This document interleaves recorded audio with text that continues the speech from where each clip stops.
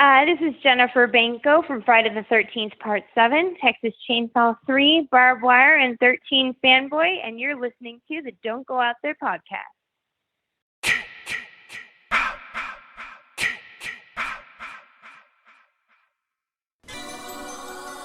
In a world where zombies, ghosts, serial killers, and vampires all exist, it's Nico, Brian, Mike, and Dustin, and they are all that stand between you and the films that could end the world. Welcome to the Don't Go Out There Horror Movie Podcast. Welcome back, everybody, to the Don't Go Out There Horror Movie Review Podcast. I just want to thank all our fans and listeners. I really appreciate all the support. Super excited for this interview we got coming up. We are joined today by yet another legend of the business, known for her roles in Friday the 13th, Part 7, Texas Chainsaw Massacre, Part 3, Barbed Wire, and most recently, the critically acclaimed 13 Fanboy, Ms. Jennifer Banko. Ms. Banko, thank you so much for joining us. How are you doing? Oh my goodness, thank you so much for having me. I'm doing wonderful. Awesome, that's great. We'll go ahead and jump right into the questions. Ms. Banko, is acting something you've always wanted to do? Obviously, you got, Friday Part 7 right off the bat. But before that, did you know that was in the cards for you? I was just a super ham. I might have came out of the womb acting. So I would literally just, I would just try to entertain people. If I saw a camera, I would go sing in front of it. I didn't know who those people were. And my mom was always like, Jennifer, get back here. Jennifer, it's in me. It's a part of my essence, who I am. So my parents fought it for a second. And then finally they were just like, oh God, okay, this isn't going to go away. Fine, we give it.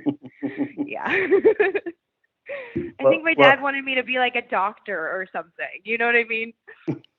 I understand. Live a quote unquote normal life, Right. Well, I mean, you were super young, and okay, let's go ahead and just get into it. Friday the 13th, Part 7, New Blood. First movie you've ever even auditioned for, correct? It was the first movie I had ever auditioned for, and I was the last person in. Oh, you wow. never want to be the last person. You never want to be the first person in. You know what I mean? Because by the end, they don't even remember you.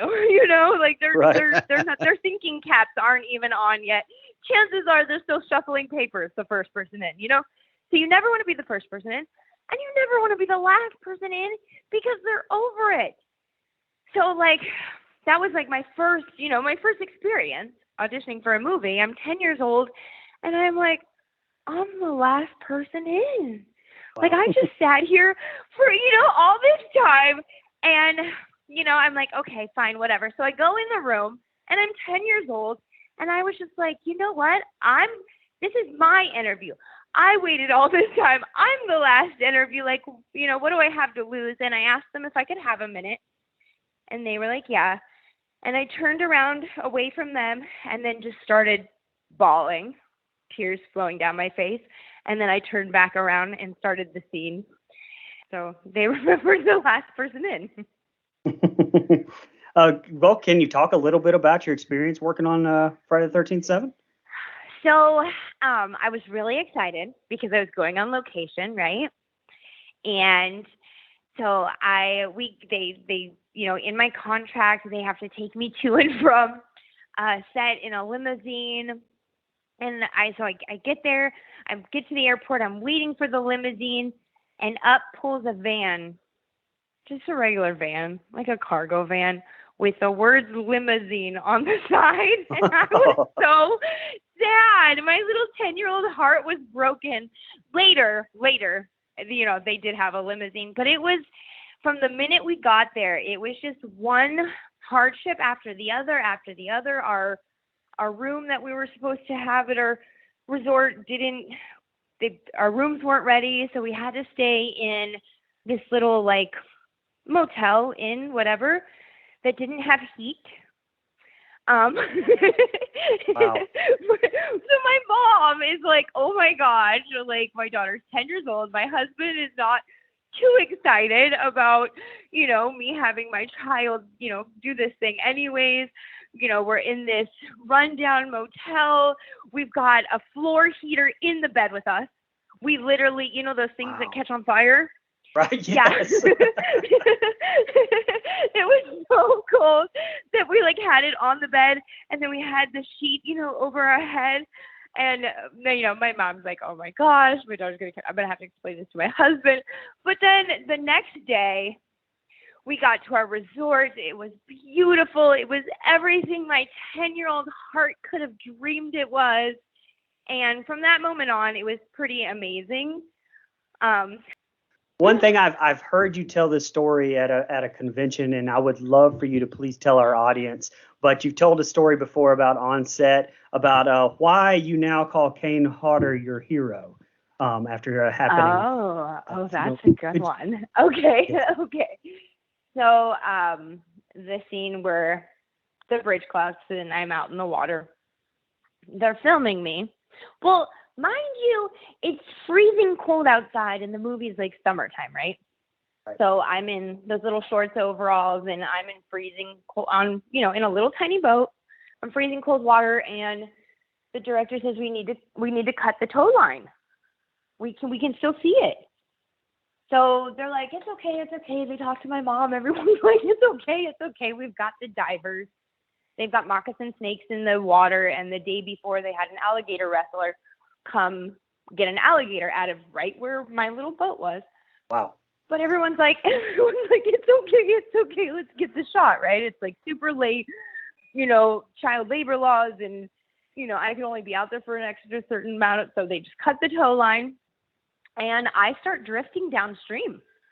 I just start going away, and I just look at my mom, and my eyes keep growing, wider, and I'm waving. I'm like, bye, Mom. Bye. Goodbye, Mom. Oh my gosh.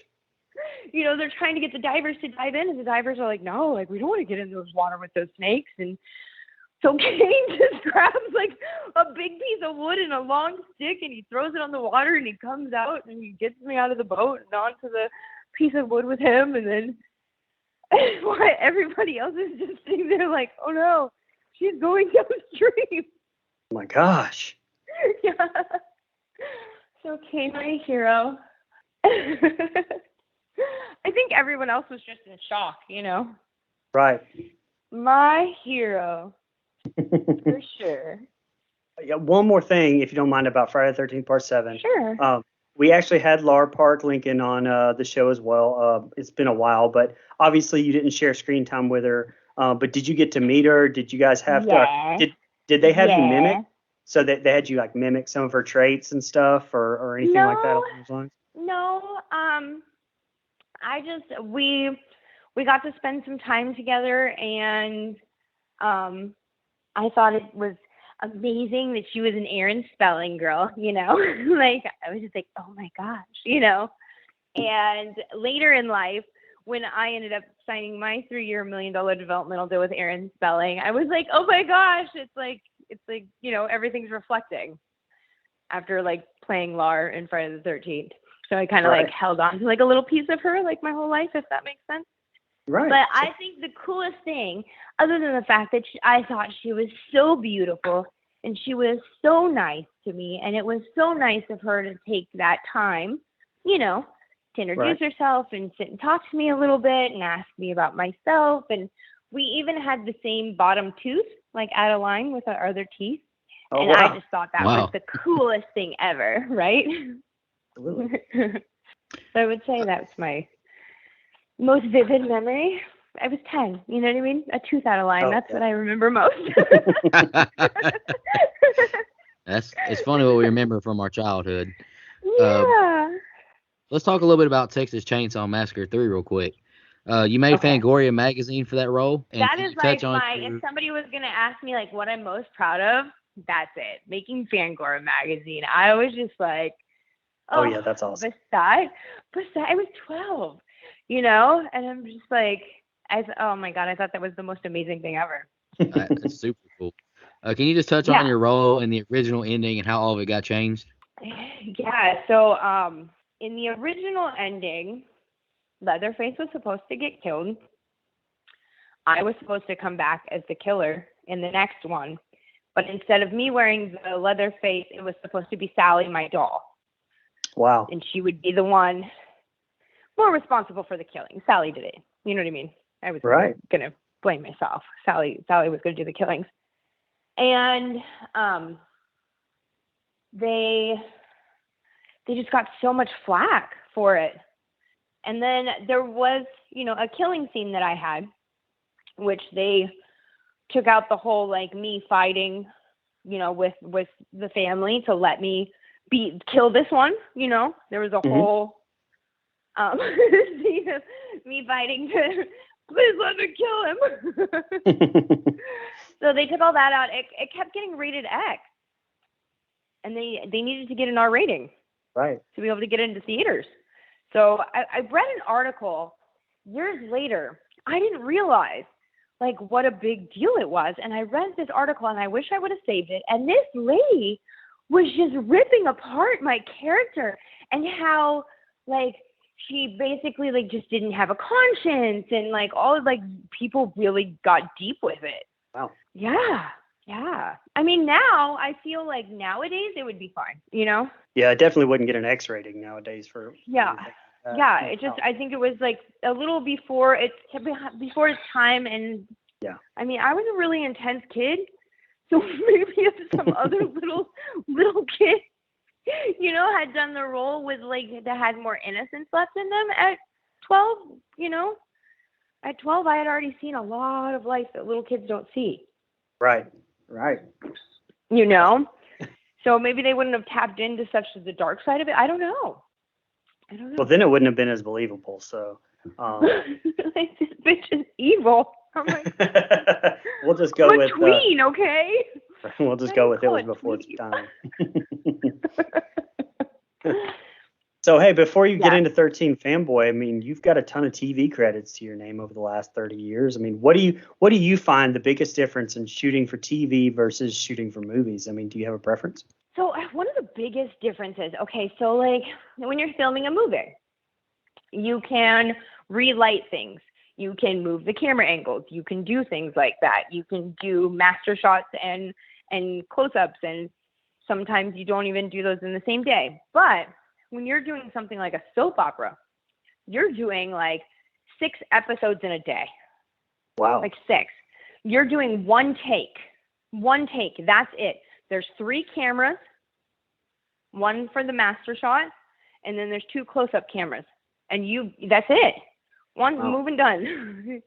So it's kind of like boot camp for actors, It's like the military of acting. It's it's no joke, and then they're giving you your scripts, they have the courier come and bring you your script, and it'll be like one color, the whole script. And then, by the time you actually film, you've got a rainbow colored script. And then a lot of times when you're doing soap operas, you'll get on set and they change the whole scene that you're about to do. Wow. And sometimes you're doing you'll do 6 episodes in a day, and you're doing 3 scenes from one episode and 3 scenes from another episode. It's really hard. It's hard. So I take it movies you enjoy better? Or it's just different? It's just different. Okay. There's no craft service. You know what I mean? There's no crafts table. Nobody's allowed on set. When you're filming a movie or a normal TV show, you can have your family come by for lunch. You can have your friends stop by. It's not like that on a soap opera. I gotcha. Okay. It is just get down to business, get it done, get the next one out, Absolutely. Yeah. All right, so let's get into it. At this point, 13 Fanboys released. We've actually had Kane, we've had Laura, we've had Deborah Voorhees on before this released, so there was very little we could really ask about the plot or anything like that. I mean, you're our first cast member after it came out. Can you start us off? How did you become involved in this 13 Fanboy thing?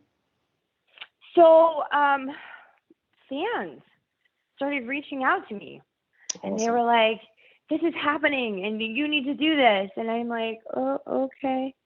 And then they're like, no, you need to do this. And I'm like, yeah, I'm not going to be like, hey lady, can you put me in your movie? So then So then I start getting messages from her, like, I left you a message here and I never heard a response, and now I'm trying here and hopefully I get a response. And I was like, wait, what? And Deborah's just amazing. She is just a beautiful, she's a magical, magical soul. She's a really, really neat person. And so we just talked, and she had some ideas, and, I agreed I told her I would love to be a part of her vision and her project, and anything that I could do that, to help bring her vision to life, that I'm down, I'm in. Right. So, absolutely. and so basically I was just like, however I can help, I want to be there.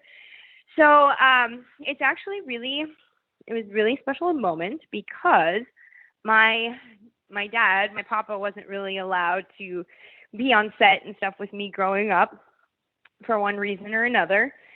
And he asked too many questions, and my mom was embarrassed of him because he wanted to know how everything worked. So she wouldn't let him come.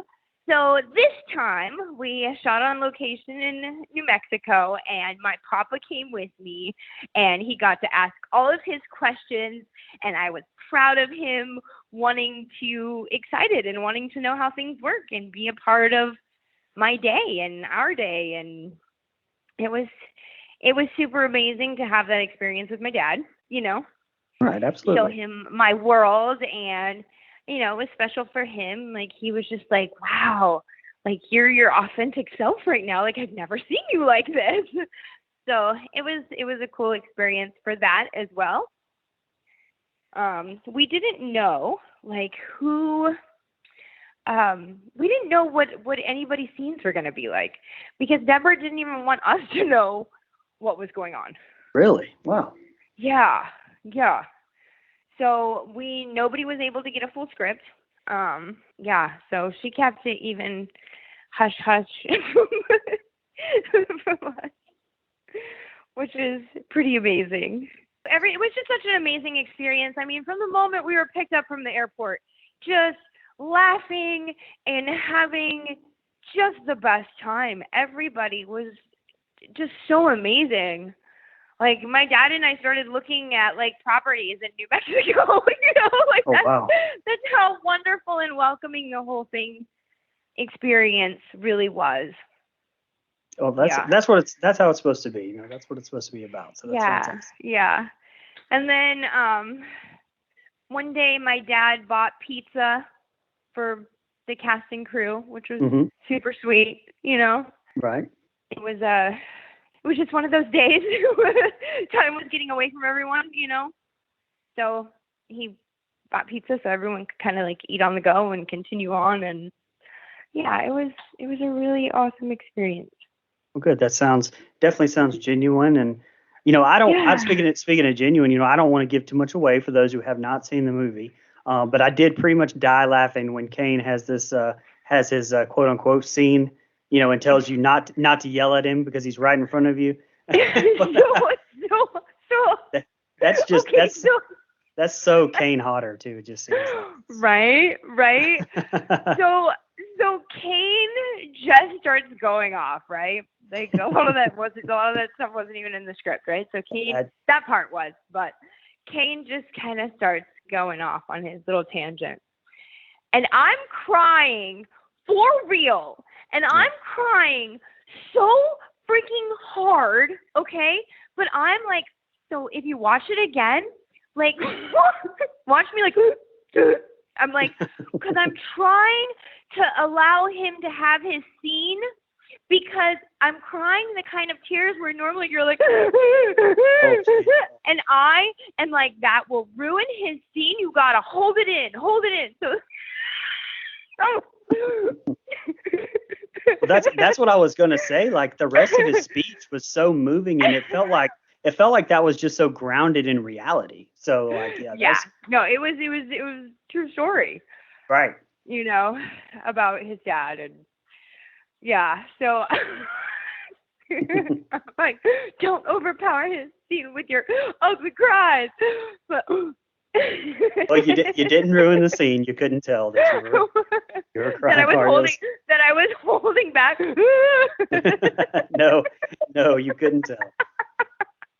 And y'all's relationship did really seem genuine as well. I mean, you guys really had some very good on-screen chemistry because you had such a good relationship off, I'm sure. So. Oh yeah, well he remembers nothing from the past, so apparently like he was my hero and my everything, and I was nothing to him. So there's that. Talk to him about that one.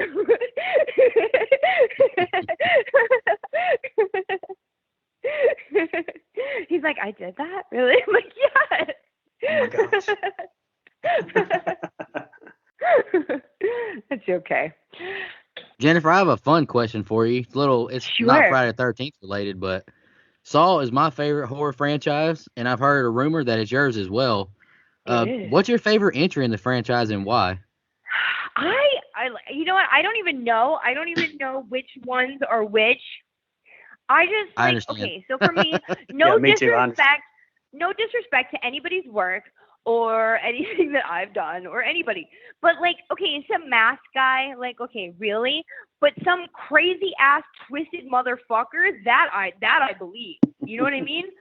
Absolutely. Am I allowed to say those things? Yes, you are. Okay. Hell yeah. Let that shit fly. Who knows? It's just, I don't know. They just hit like just so much like home, just so much more real to me. You know? Yeah, absolutely. That there could, you know, I don't know. The mask thing, the Nightmare on Elm Street thing, like none of that ever really. I was never really scared. Saw scared the shit out of me. I get it. You know? Like, I know that guy's out there. I don't know what his name is, you know, or what city he lives in, but that basic form of a person is out there somewhere. So, yeah, they're so good. It's so good. It's so twisted. Oh, yeah. Saw 6 is my favorite, personally. Do you have a favorite trap from the franchise? No. I never really thought about it like that, you know? I don't know. Because I feel like a lot of people get enamored with the traps, but I feel like they're just a +1 to the story. I really love the story. It's a means to an end. Yeah. No, I mean, and it's when you're almost like feel bad for the bad guy sometimes, like that's the good, you know? Yeah. When some of what he's doing makes a little bit of sense to you. That's like when it's really good, you know, when it's got you thinking all crazy. Yeah, it really does make you question a lot of things because you're like, you feel bad for the people getting killed, but it's like they're really not a good person. No. Bye. Next. No, I'm just kidding.